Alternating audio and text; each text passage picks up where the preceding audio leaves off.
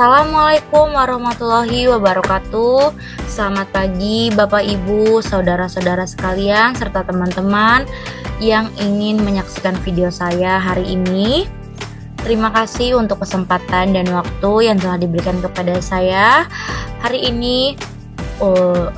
ini saya ingin menjelaskan materi di dalam mata kuliah akuntansi keuangan menengah yang kedua pada bab 16 dengan subjudul itu ada Dilutive Securities and Earning per Share, atau kita kenal sebagai efek dilutusi dan laba per saham.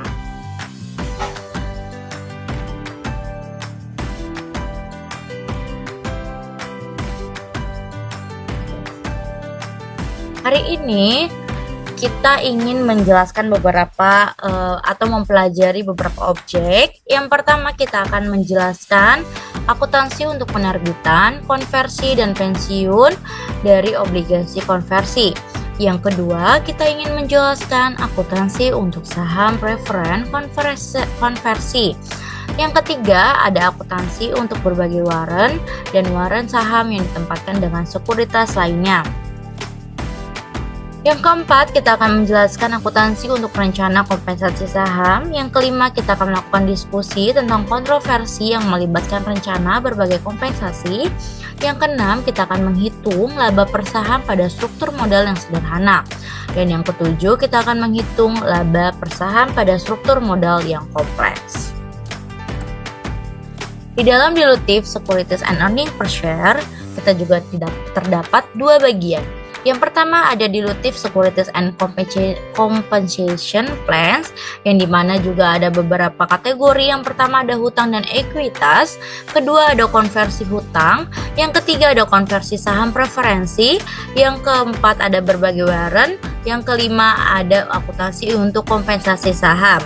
Dan untuk komputasi earning per share sendiri juga mempunyai dua kategori. Yang pertama ada sederhana struktur permodalan, dan yang kedua ada kompleks struktur permodalan.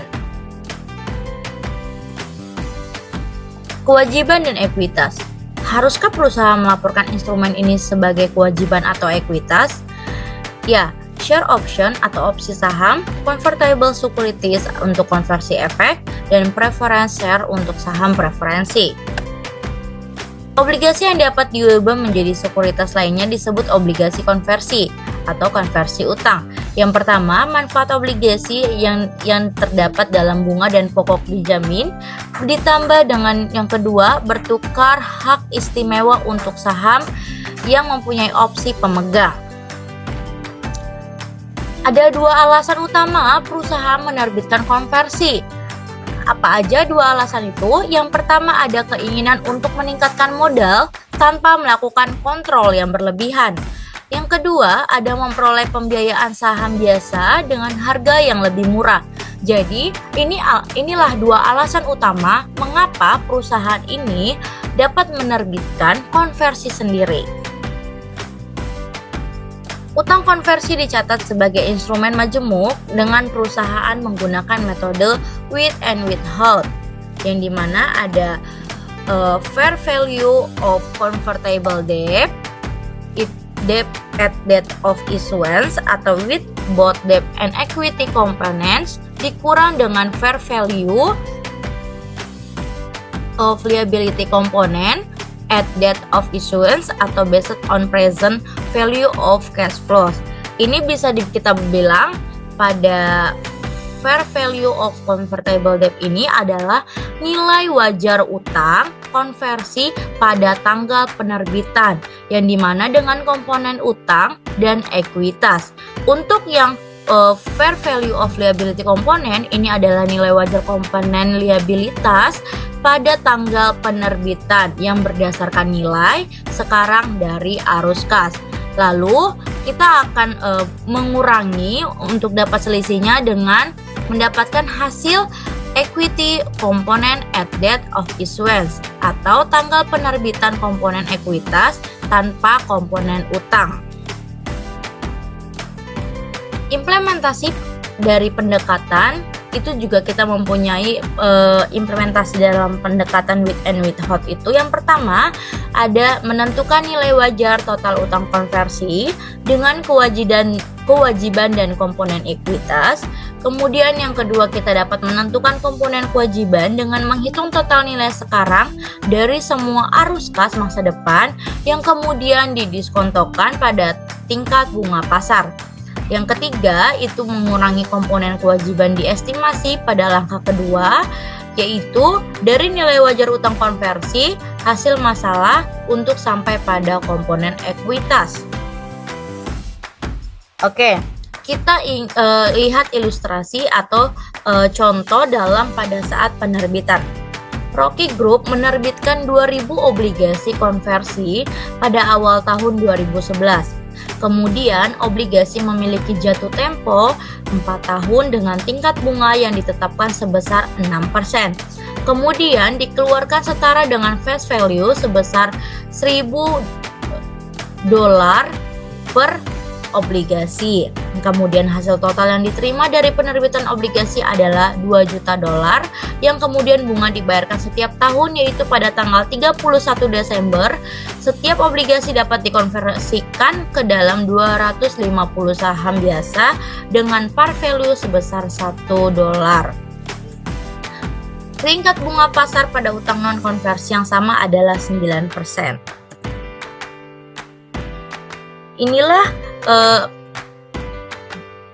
penyelesaian pada saat penerbitan yang sudah kita ketahui dari contoh pada Rocky Group, yang dimana itu adalah nilai pokok sekarang yang tadi kita dapat $2 juta.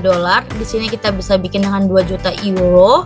Itu didapat juga ditambah dengan nilai sekarang dari pembayaran bunga yang kemudian didapat dengan hasil present value of the liability component, atau kita bisa bilang nilai kini komponen liabilities. Yang kemudian yang perhitungan kedua yang dalam illustration 16 strip 4 yang didapat yaitu nilai wajar utang konversi pada tanggal penerbitan yang kemudian dikurang fair value of liability component at date of issuance, atau yang mungkin kemudian dikurangi dengan nilai wajar komponen liabilities pada tanggal penerbitan dengan didapatkan fair value of equity component at date of issuance atau nilai wajar komponen ekuitas pada tanggal penerbitan. Kalau untuk jurnalnya kita bisa gambarkan cash di debit 2 juta, kemudian bonds payable atau hutang obligasinya 1.805.606 yang kemudian diikuti oleh share premium conversion equity atau saham premium konversi ekuitas yang didapat 194.394. Nah, di sini saya juga menggambarkan ada beberapa contoh, yaitu kita akan menghitung penyelesaian obligasi konversi. Contohnya, pembelian kembali. Jika obligasi tidak diubah pada saat jatuh tempo, Rocky membuat jurnal berikut untuk melunasi debt holders konversi, yang dimana bond payable di debit 2 juta, yang kemudian cashnya berkurang 2 juta juga di kredit. Dengan catatan, jumlah awalnya dialokasikan untuk ekuitas $194.384 yang baik tetap dalam akun premium konversi berbagi ekuitas atau ditransfer ke rekening share premium ordinary. Selanjutnya, konversi obligasi. Jika obligasi itu dikonversikan pada saat jatuh tempo, Rocky membuat jurnal sebagai berikut, di mana share premium conversion equity-nya didapat 194.394 di debit dan bond payable juga 2 juta di debit, yang kemudian diikuti dengan share capital ordinary 500.000 di kredit, yang kemudian diikuti juga oleh share premium ordinary 169.394. Dengan catatan, jumlah awalnya dialokasikan untuk ekuitas $194.384 yang ditransfer ke rekening share premium ordinary. Ini adalah penyelesaian konversi obligasi jika obligasi tidak pada saat jatuh tempo.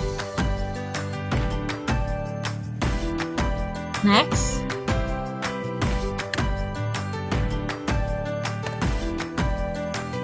Ya, seperti ini.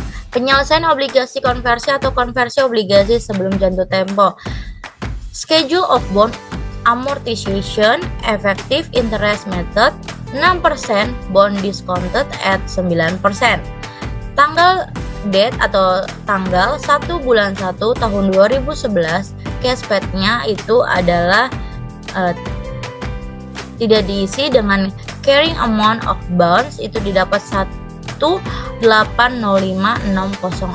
euro, yang kemudian diikuti di tanggal 12 yang diikuti bulan 12 tanggal 31 tahun 2011 yang cashback-nya itu 120 euro, yang kemudian diikuti interest expense-nya 162.505, yang diikuti diskon amortized-nya 42.505, yang didapat carrying amount of bonds-nya itu 1.848.116, yang kemudian juga diikuti di tahun-tahun berikutnya, tahun 2011, tahun 2012, 13 dan 14.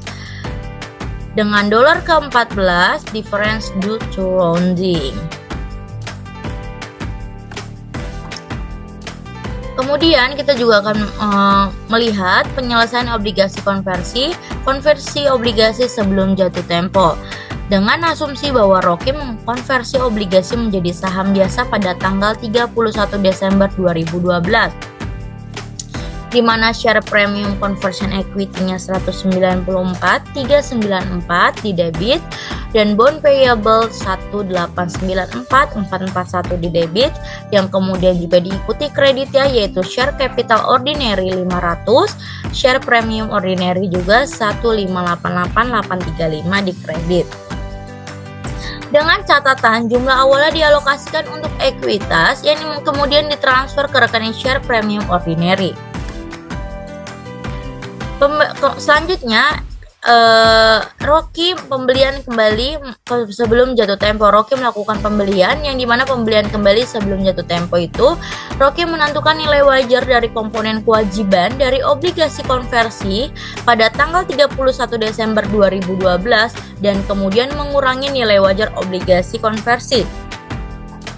Hal ini termasuk dengan komponen ekuitas yang kemudian satu, memperbedakan antara pertimbangan yang dialokasikan ke komponen kewajiban dan nilai yang tercatat kewajiban tersebut diakui sebagai keuntungan atau kerugian. Dan yang kedua, jumlah pertimbangan yang berkaitan dengan komponen ekuitas diakui sebagai pengurang ekuitas. Pembelian kembali sebelum jatuh tempo diasumsikan yang pertama, nilai wajar dari utang konversi termasuk kewajiban dan komponen ekuitas berdasarkan harga pasar pada tanggal 31 Desember 2012 adalah $1.965.00, yang kemudian yang kedua itu nilai wajar dari komponen kewajiban $1.904.900, yang hasilnya ini atau jumlahnya didasarkan pada perhitungan nilai sekarang dari ikatan non-konversi dengan jangka 2 tahun yang disesuaikan dengan waktu hingga jatuh tempo obligasi dibeli kembali.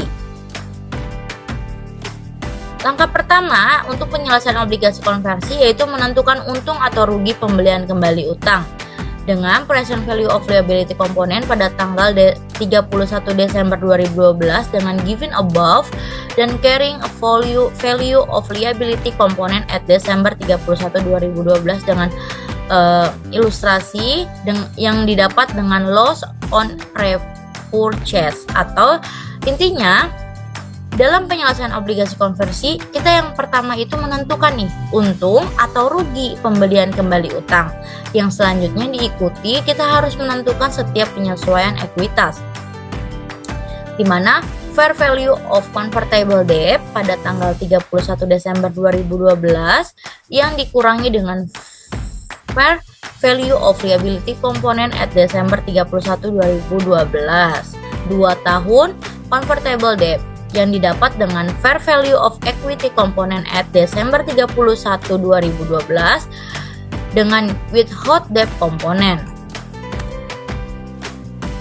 Dengan jurnal bond payable 1894441 di debit, share premium conversion equity 60-100 di debit, kemudian loss on repurchase 10-459 di debit, yang kemudian diikuti cashnya di kredit yaitu 1965000 di kredit.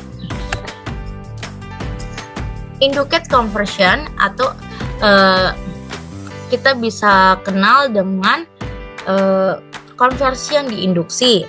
Yang pertama ada emiten keinginan untuk mendorong konversi. Yang kedua, emiten menawarkan pertimbangan tambahan yang disebut pemanis. Yang ketiga, pemanis adalah biaya periode. Kita akan belajar tentang konversi yang diinduksi.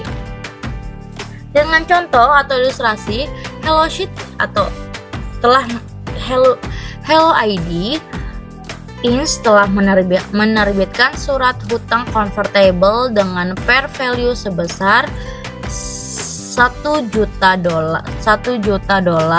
yang dapat dikonversikan menjadi 100.000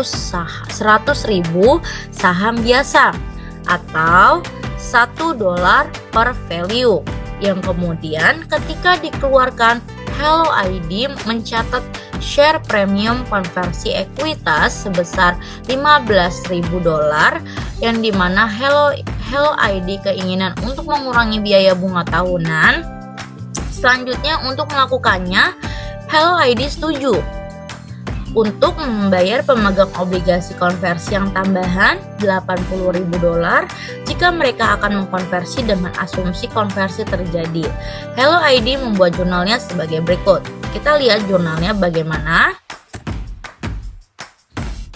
Conversion expense itu $60.000 di debit, share premium conversion equity $15.000 di debit, bonds payable 1 juta di debit, yang kemudian diikuti di bagian kredit yaitu share capital ordinary-nya dengan 100.000 di kredit, share premium ordinary 900.000 di kredit, yang kemudian cash-nya 80.000 di kredit. Konversi saham preference. Konversi saham preference adalah opsi bagi pemegang saham untuk mengkonversi preferensi ke dalam sejumlah saham biasa tetap. Yang kemudian dua bagian, yang pertama ada konversi saham preference yang dilaporkan sebagai bagian dari ekuitas. Yang kemudian ketika saham preferen yang dikonversi atau dibeli kembali, tidak ada keuntungan atau kerugian yang mungkin diakui.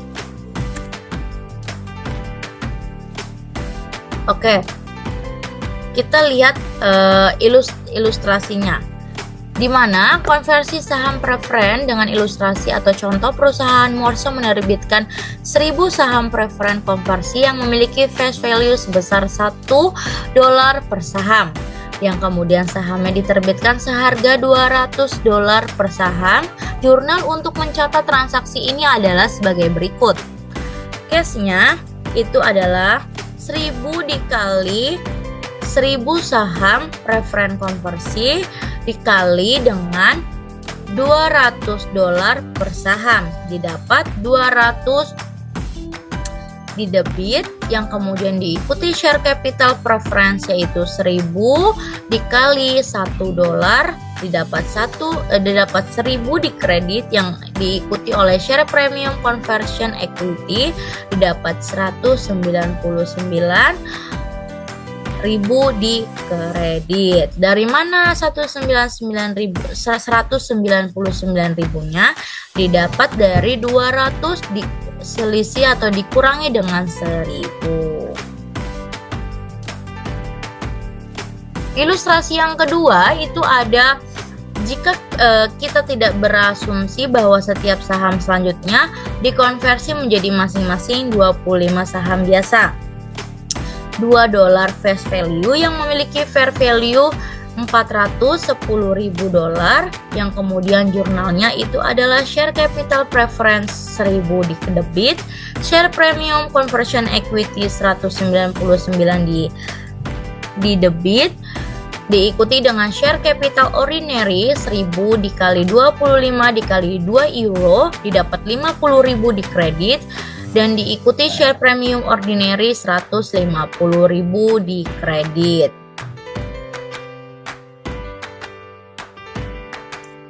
Selanjutnya, jika saham preferen konversi dibeli kembali bukan dikonversi, Morse akan membuat jurnal sebagai berikut. Maka perusahaan akan membuat jurnalnya sebagai berikut.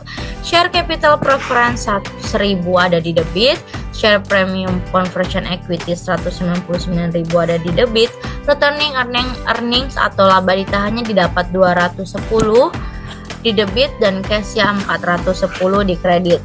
Dengan catatan, setiap kelebihan dibayar di atas nilai buku saham preference konversi sering disebut atau didebit ke laba ditahan. Makanya kita ketemu dengan yang namanya retained earnings atau laba ditahan.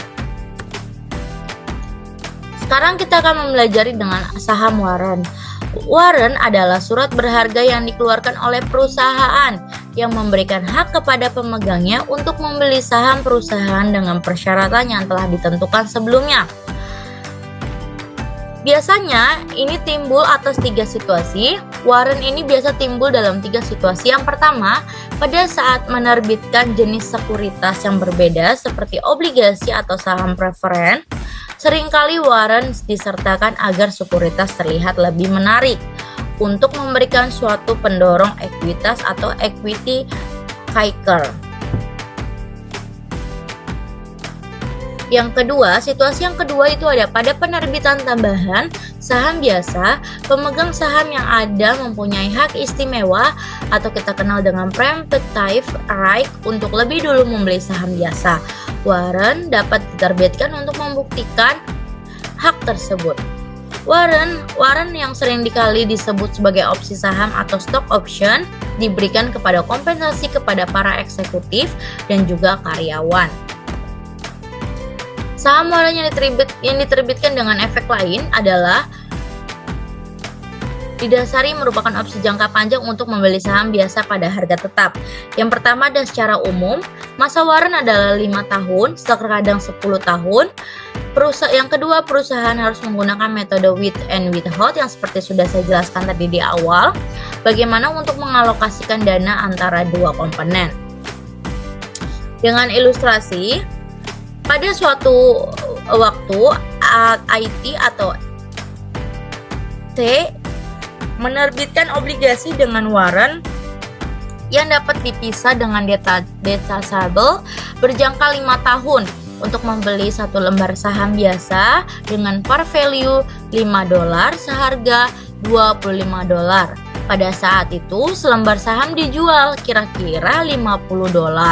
Warrant ini memungkinkan IT untuk menawarkan obligasi pada par value dengan hasil 8,34% atau sedikit lebih rendah dari suku bunga yang berlaku pada waktu itu. AT dan T mampu menjual obligasi plus warrant seharga $10.200.000 untuk hasil dari penjualan ini. AT dan T menggunakan metode with and without dengan menggunakan pendekatan ini.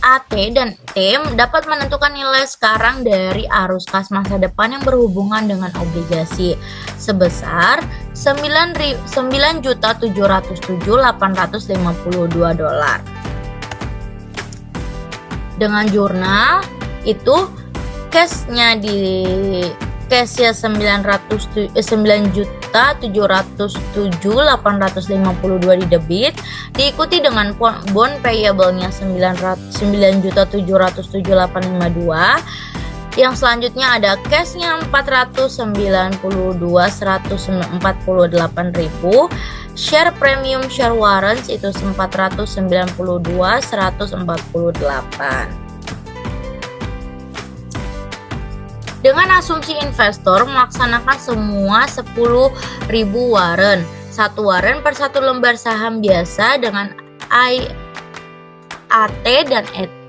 membuat jurnalnya sebagai berikut.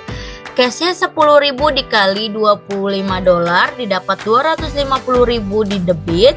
Share premium share warrant 492.148 dengan diikuti share capital ordinary 10.000 dikali $5 didapat 50.000, yang kemudian diikuti share premium ordinary 692.148 di kredit. Hak untuk memesan saham tambahan adalah hak saham pemegang saham yang ada memiliki hak untuk memesan terlebih dahulu.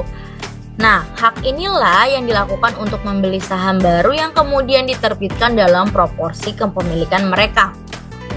Hak yang kedua yaitu harga biasanya kurang dari nilai pasar saat ini, yang kemudian warren yang diterbitkan dalam situasi ini bersifat jangka pendek, tidak seperti warren yang diterbitkan dengan sekuritas lainnya yang memiliki jangka panjang. Rencana kompensasi. Rencana kompensasi itu juga ada opsi saham memberikan karyawan opsi untuk membeli saham biasa pada harga tertentu selama periode waktu yang telah diberikan oleh perusahaan. Yang kemudian program kompensasi yang efektif adalah yang pertama adalah dasar kompensasi terhadap kinerja yang dapat memotivasi karyawan, membantu mempertahankan eksekutif, dan merekrut bakat baru. Yang kedua, memaksimalkan keuntungan setelah pajak karyawan dan menggunakan kriteria kinerja di mana karyawan memiliki kontrol. Bagaimana pelaporan surat berharga? IESB atau pedoman mengharuskan perusahaan untuk mengakui biaya kompensasi yang kemudian menggunakan metode fair value. Jadi pedoman inilah yang mengharuskan si perusahaan ini untuk mengakui bahwa adanya biaya kompensasi yang dapat digunakan menggunakan metode fair value. Yang kemudian berdasarkan metode fair value inilah sehingga perusahaan menggunakan opsi harga diterima model untuk nilai opsi pada tanggal pemberian. Dua isu akuntansi utama di dalam rencana opsi saham. Yang pertama, bagaimana sih menentukan beban kompensasi itu dan periode untuk mengalokasikan beban kompensasi. Yang pertama, akuntansi untuk kompensasi saham itu tentukan dulu bebannya. Gimana? Biaya kompensasi berdasarkan nilai wajar dari opsi yang diharapkan pada tanggal opsi diberikan kepada karyawan, yaitu tanggal hibah. Yang kemudian mengalokasikan biaya kompensasi itulah selama periode di mana karyawan melakukan layanan tersebut. Ilustrasi atau contoh di dalam akuntansi untuk kompensasi saham yaitu pada tanggal 1 November 2010, pemegang saham dengan perusahaan Chain Company menyetujui adanya program yang mengibahkan opsi kepada 5 eksekutif perusahaan untuk membeli 2.000 lembar saham yang biasa di perusahaan dengan par value $100.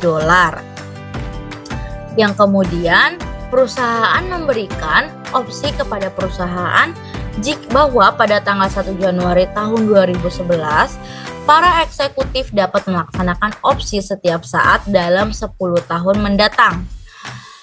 Nah, harga opsi itulah atau opsi per saham itulah yang dinyatakan $6.000 dan harga pasar saham pada tanggal pemberiannya didapat $7.000 per saham. Lalu, berdasarkan metode fair value inilah total beban kompensasi dihitung dengan menerapkan model penetapan harga opsi fair value yang dapat diterima. Fair value dari penetapan harga opsi menentukan total beban kompensasi Chain menjadi $22 juta. Bagaimana jurnalnya? Kemudian asumsikan di dalam ilustrasi itu kita dikatakan bahwa Diasumsi bahwa umur manfaatnya adalah 2 tahun, yang kemudian dimulai dari tanggal pemberian. Perusahaan si Chen ini akan mencatat transaksi itu yang berhubungan dengan kontrak ini sebagai berikut. Pada tanggal pemberian di tanggal 1 Januari 2011 itu tidak ada jurnal yang di entry. Untuk mencatat beban kompensasi di tahun 2011 kita dapat di compensation expense 11 juta di debit yang diikuti dengan share premium, share option 11 juta di kredit. Bagaimana dengan 22 juta dolarnya tadi dibagi dengan 2 tahun yang dimulai dari tanggal pemberian. Untuk mencatat beban kompensasi tahun 2012, tahun berikutnya sama. Compensation expense didapat 11 juta di debit, share premium, share option juga didapat 11 juta dolar di kredit. Contoh, jika 20% atau 2.000 dari 10.000 opsi digunakan oleh eksekutif perusahaan si Chen pada tanggal 1 Juni 2014, 3 tahun 5 bulan setelah tanggal pemberian, perusahaan dapat mencatat jurnalnya sebagai berikut. Tanggal 1 Juni 2014 didapat cashnya 2.000 dikali 6.000 dolar, didapat 12 juta di debit, yang diikuti share premium, share option 4.400.000 di debit, yang kemudian dikreditkan di share capital ordinary 2.000 dikali 100 dolar yang didapat 200.000 di kredit, yang diikuti juga dengan share premium ordinary 16.200.000 dolar. Dari mana? Dari 20%. Kan diketahui jika 20% atau 2.000 dari 10% opsi yang digunakan oleh eksekutif Chen pada tanggal 1 Juni.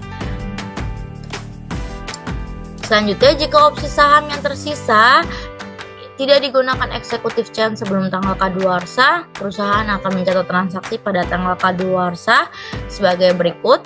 Share premium, share option ada 17.600.000 di debit, share premium expired kadaluarsa share option itu terdapat 17.600.000 di kredit. Dari mana? Dari 80% dari 22 juta dolar. Dengan penyesuaian setelah total kompensasi diukur pada tanggal pemberian, hal itu dapat diubah di masa mendatang, tergantung pada apakah penyesuaian disebabkan oleh yang pertama ada layanan atau kondisi pasar. Untuk saham terbatas, pengalihan saham kepada karyawan sesuai dengan kesepakatan bahwa saham tidak dapat dijual, dialihkan atau berjanji sampai vesting terjadi. Dengan keuntungan tidak pernah menjadi tidak berharga yang umumnya menghasilkan bagi pemegang saham yang ada. Dan yang ketiga, sejalan dengan insentif karyawan perusahaan.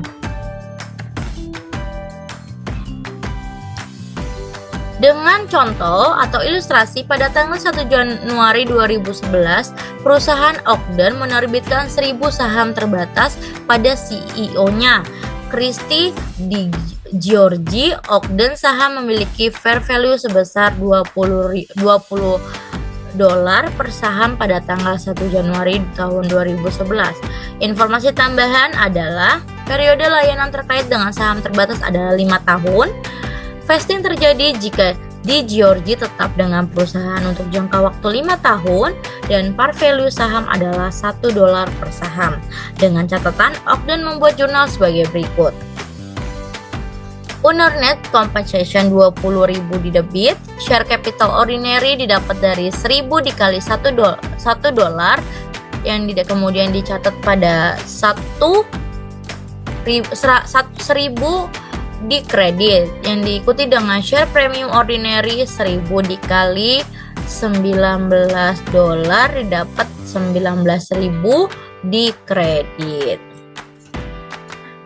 Unearned compensation represents the cost of service yet to be performed, which is not an asset.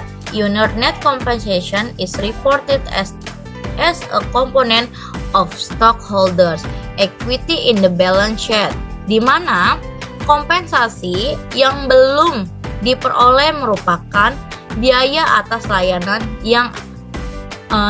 atau jasa yang belum dilakukan, yang bukan merupakan aset.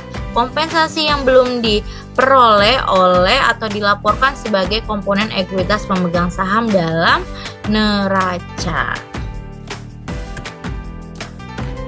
Jurnalnya pada tanggal 31 Desember tahun 2011, Ogden mencatat sebagai beban kompensasi di mana compensation expense itu 4.000 di debit dan under net compensation-nya 4.000 juga di kredit. Dengan catatan Ogden mengkompensasikan biaya $4.000 untuk masing-masing 4 tahun ke depan untuk tahun 2012, tahun 2013, tahun 2014, dan tahun 2015. Asumsikan bahwa DiGiorgio meninggalkan perusahaan pada tanggal 3 Februari 2013. Sebelum beban apapun telah dicatat selama tahun 2013 yang jurnalnya yaitu share capital ordinary didapat 1.000 di debit, share premium ordinary di debit 19.000, compensation expense 4.000 dikali 2. Dua ini didapat dari tahun atau selama si DiGiorgio ini berada di perusahaan tersebut didapat 8.000 di kredit dan under net compensation 12.000 di kredit. Employee Stock Purchase Plans atau kita kenal ISPPS umumnya mengizinkan semua karyawan untuk membeli saham dengan harga yang didiskontokan selama periode waktu yang pendek, dianggap sebagai kompensasi dan harus dicatat sebagai beban selama periode layanan. Employee Stock Purchase Plan adalah rencana pembelian saham karyawan.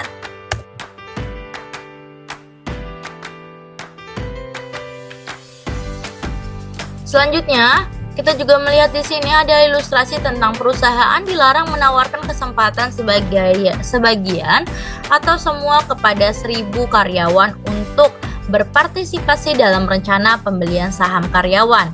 Berdasarkan ketentuan itu, dari rencana para karyawan berhak untuk membeli 100 saham biasa par value $1 per sahamnya dengan diskonto 20% dengan harga beli harus dibayar segera. Setelah penerimaan tawaran tersebut, secara total 800 karyawan menerima tawaran dan pembelian masing-masing karyawan rata-rata 80 saham. Artinya, pembelian karyawan total 60.000 per saham, rata-rata tertimbang harga pasar saham pada tanggal pembelian adalah $30 per saham dan harga pembelian rata-rata tertimbang adalah $24 per saham. Bagaimana ayat jurnal untuk mencatat transaksi ini? Ya, jurnal tersebut adalah cash-nya 64.000 dikali $24 yang didapat dengan 1.536 di debit, compensation expense 64.000 dikali $30 yang kemudian dikurangi dengan $24 didapat 384 di debit yang kemudian diikuti oleh share capital ordinary 64.000 dikali $1 didapat hasilnya ditaruh di kredit.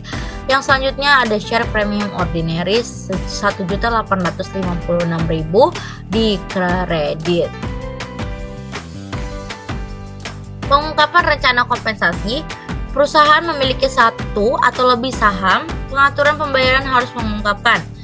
Yang pertama, sifat dan luas pengaturan pembayaran yang ada selama periode tersebut. Yang kedua, bagaimana nilai wajar itu dari barang dan jasa yang diterima atau nilai wajar instrumen ekuitas yang diberikan selama periode tersebut ditentukan. Yang ketiga, pengaruh transaksi pembayaran pada pendapatan bersih perusahaan atau perusahaan itu mengalami rugi selama periode dan posisi keuangannya. Perdebatan akuntansi opsi saham. IASB menghadapi oposisi yang cukup besar ketika ia mengusulkan metode untuk akuntansi nilai wajar opsi saham. Hal ini tidak mengherankan, mengingat bahwa hasil metode yang metode fair value lah dalam biaya kompensasi yang lebih besar relatif terhadap model nilai intrinsik. Yang kemudian transparansi laporan keuangan termasuk pengakuan berbasis saham beban tidak boleh dikritik Kemudian jika kita menulis standar untuk mencapai beberapa tujuan kebijakan sosial, ekonomi, atau publik, laporan keuangan kehilangan kredibilitasnya. Laba per saham menunjukkan laba yang dihasilkan oleh setiap lembar saham biasa. Yang diikuti perusahaan melaporkan laba per saham hanya untuk saham biasa. Kedua, ketika laporan laba rugi berisi operasi dihentikan, perusahaan diharuskan untuk melaporkan laba per saham untuk setiap komponennya. Apa aja jurnalnya? Bisa kita tulis dengan earning per share, itu ada income from continuing operation dikurangi from discontinued operation net of tax, bersih dengan tax, yang kemudian hasilnya dapat dengan net income-nya. IPS, struktur modal sederhana, yaitu struktur sederhana hanya saham biasa, ada efek berpotensi dilutif yang kemudian diikuti struktur kompleks, yaitu efek berpotensi dilutif yang hadir. Dilusi berarti kemampuan untuk mempengaruhi IPS dalam arah ke bawah. Preferred stock dividends adalah dividen saham preferen adalah laba per saham, di mana yang berhubungan dengan laba per saham biasa jika suatu perusahaan memiliki baik saham biasa maupun saham preferen yang beredar. Maka, dividen saham preferen tahun berjalan dikurangi dari laba bersih untuk memperoleh laba yang tersedia untuk pemegang saham biasa. Preferred stock dividends mengurangi dividen tahun berjalan saham preferen dari laba bersih untuk sampai pada pendapatan yang tersedia bagi pemegang saham biasa. Bisa kita tulis rumusnya atau formulanya, yaitu earning per share net income dikurang preference dividend dibagi dengan hasil weighted average number of share outstanding. Rata-rata tertimbang jumlah saham, yaitu dalam semua perhitungan laba per saham, jumlah rata-rata tertimbang saham yang beredar, weighted average number of share outstanding, selama periode bersangkutan merupakan dasar untuk melaporkan jumlah per saham. Saham yang diterbitkan atau dibeli selama periode tersebut akan mempengaruhi jumlah saham yang beredar dan harus ditimbang menurut bagian dari periode beredarnya. Dasar pemikiran dari metode ini adalah mencari jumlah ekuivalen dari keseluruhan saham yang beredar selama tahun berjalan. Apabila terjadi dividen saham atau dividen stock atau pemecahan saham stock split, maka perhitungan rata-rata tertimbang jumlah saham membutuhkan penetapan kembali saham yang beredar itulah sebelum dividen saham atau pemecahan saham terjadi. Kenapa gitu kan? Hal itu karena pemecahan saham atau dividen saham tidak mengubah total investasi pemegang saham, yang kemudian hal tersebut hanya meningkatkan jumlah saham biasa yang mewakili investasi tersebut.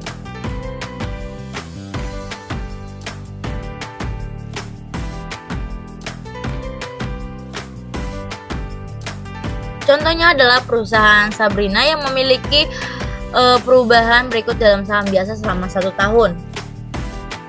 Di bulan Januari tanggal 1 beginning balance itu terdapat share outstandingnya 100.000 dicatat, yang kemudian Maret tanggal 1 juga ada dapat 20.000 shares forecast, itu 20.000 yang kemudian ditaruh di share outstanding didapat 120.000.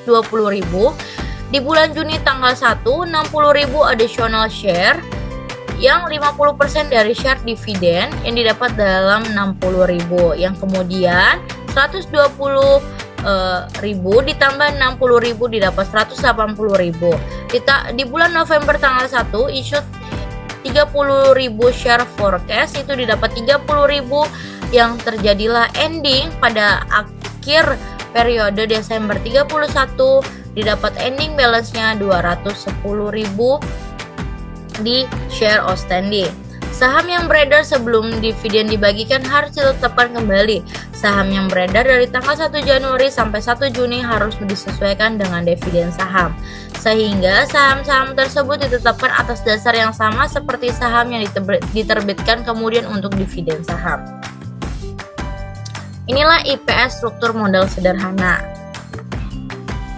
Struktur modal kompleks ada ketika bisnis telak. Yang pertama konversi efek, yang kedua opsi, warrant atau hak lain, kemudian perusahaan melaporkan laba baik dasar dan dilusian per sahamnya. Ya, seperti ini. IPS dilusian termasuk efek dari semua efek berpotensi saham biasa. Dilutif yang beredar selama periode tersebut itu didapat dari IPS sama dengan net income dikurang preferred dividends yang kemudian dibagi weighted average share outstanding dikurang impact of convertible, kemudian juga dikurang impact of option warrants and other dilutive securities. Perubahan tidak akan melaporkan IPS dilusian jika sekuritas dalam struktur modal mereka anti-dilutif. Diluted IPS Convertible Securities mengukur efek dilutif konversi potensial terhadap IPS menggunakan metode jika dikonversi.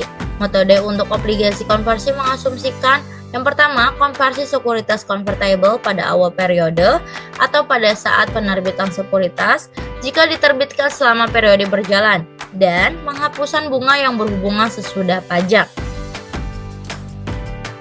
Contohnya atau ilustrasinya, Mayfield Corporation laba bersih sebesar $210 untuk tahun ini dan sejumlah rata-rata tertimbang saham biasa yang beredar selama periode 100.000 saham. Perusahaan memiliki 2 terbitan obligasi surat hutang yang kemudian di-convertible yang beredar. Salah satunya adalah obligasi 6% dijual pada 100 atau total $1 juta pada tahun sebelumnya dan dikonversikan menjadi 20.000 saham biasa.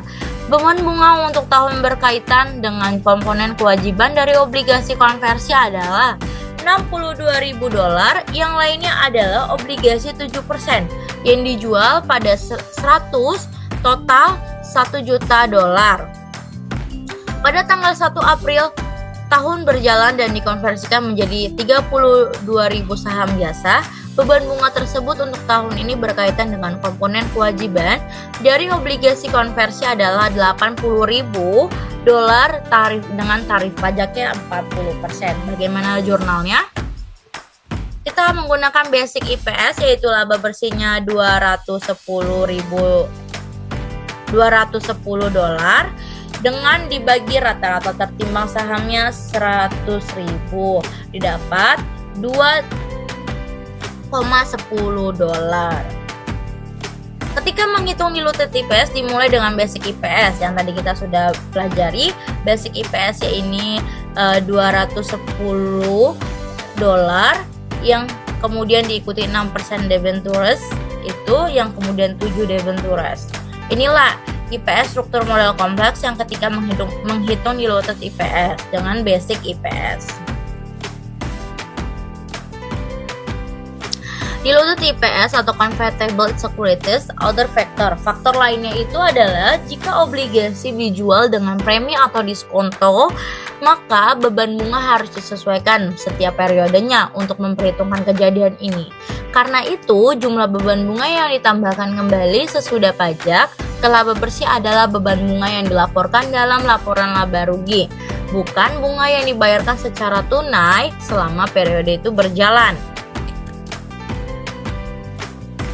Oke, selanjutnya ada IPS dengan saham preferen. Pada tanggal 1 Januari 2010, perusahaan Lindsay menerbitkan $1 juta saham preferen yang dapat dikonversikan dengan 6%. Setiap $100 saham preferen dikonversi menjadi 5 saham biasa Lindsay. Laba bersih Lindsay pada tahun 2011 sebesar $240 dan tingkat pajaknya 40% yang tadi sudah diketahui dengan perusahaan memiliki 100.000 saham biasa yang beredar sepanjang tahun 2010. Selama tahun itu berjalan, jadi hitunglah laba bersih per saham untuk tahun 2010. Hitung laba bersih per saham tahun 2010, basic kita menggunakan basic EPS-nya lagi, laba bersih $240 dikurang preferred dividen $60 dibagi rata-rata tertimpa saham 100.000 ya didapat $180. Di mana 60 itu dapat dari mana? Dapat dari $1 juta dikali 6% yang tadi sudah diketahui. Ini diluted IPS-nya. Ini juga.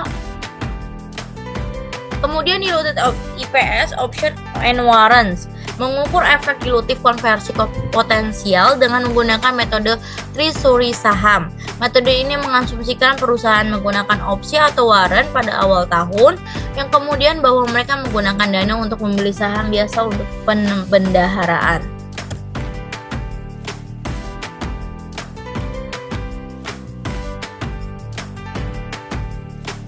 Masalah perjanjian kontijen. Kontingensi saham yang diterbitkan sebagai hasil dari yang pertama berlalunya waktu atau pencapaian suatu tingkat laba tertentu atau harga pasar. Anti-dilution revisited, abaikan efek anti-dilutif di semua perhitungan laba per saham dilusian. Penyajian IPS dan pengungkapan di mana perusahaan harus menunjukkan laba per saham tujuannya untuk mendapatkan dari operasi yang dilanjutkan, dihentikan operasi dan laba bersih. Laba per saham untuk operasi dihentikan harus disajikan di muka laporan laba rugi atau di catatan.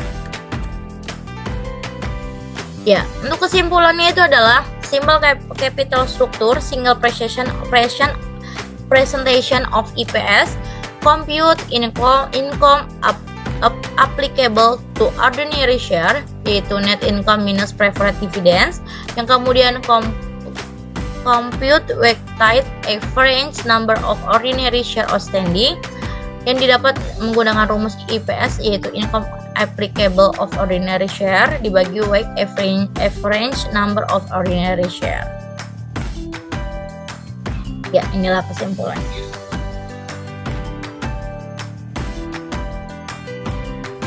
Baik, terima kasih. Sekian presentasi saya hari ini dalam materi bab 16 yang mempunyai judul Dilutive Securities and Earning per Share. Jadi hari ini kita belajar tentang efek dilutif dan laba per sahamnya. Tadi saya sudah menerangkan beberapa penjabaran atau beberapa contoh soal ilustrasi yang terdapat di dalam setiap bagian. Semoga materi dan penyampaian saya hari ini dapat bermanfaat bagi Bapak Ibu serta teman-teman yang sudah menyaksikan video saya. Terima kasih untuk kesempatannya. Mohon maaf jika ada kata atau kesalahan atau penyampaian materi saya yang masih kurang berkenan dan masih banyak kurangnya. Demikian presentasi saya hari ini. Saya tutup. Assalamualaikum warahmatullahi wabarakatuh. Selamat pagi, selamat menyaksikan.